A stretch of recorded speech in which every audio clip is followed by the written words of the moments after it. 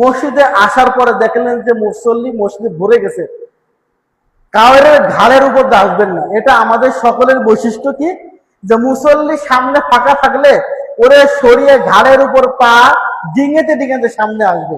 এটা কিন্তু বৈশিষ্ট্য, সুন্দর নয়।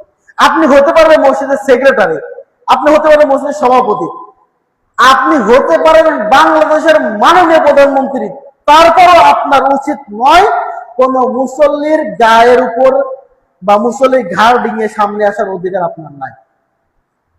কিন্তু দেখা যায় প্রত্যেকটা মসজিদে জায়নামাজ বিছিয়ে রাখছে কার জন্য? মসজিদের সভাপতি।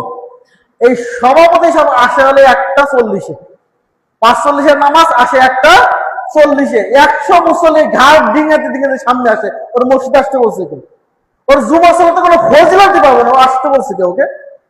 ওর যদি ফজিলত দরকার হয়, সভাপতি হয়, তাহলে আগে আসবে। প্রত্যেকটা মুসল্লির উচিত, সে সভাপতি হোক আর সেক্রেটারি হোক আর ক্যাশিয়ার হোক আর যে হোক না কেন, সে যদি পরে আসে, পরে নামাজ পড়বে। যদি মাননীয় প্রধানমন্ত্রী আসে, যদি দেখে যে গেটের সামনে জায়গা আছে আর সামনে ইমাম সাহেবের এখানে জায়গা আছে আর কোথাও জায়গা নেই, প্রধানমন্ত্রী গেটের সামনে নামাজ পড়বে, সামনে আসতে পারবে না। এটাই শরিয়তের নিয়ম।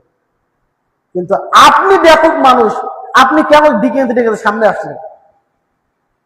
আপনি কেন আসবেন? আপনার এই অধিকার ইসলাম দেয় নাই। যদি আপনি আসেন, তাহলে একটা মুসল্লিকে কষ্ট দেওয়ার কারণে কিয়ামতের দিন এর জবাব দিয়ে আপনাকে করতে হবে, আর জুমার ফজিলত আপনি পাবেন না।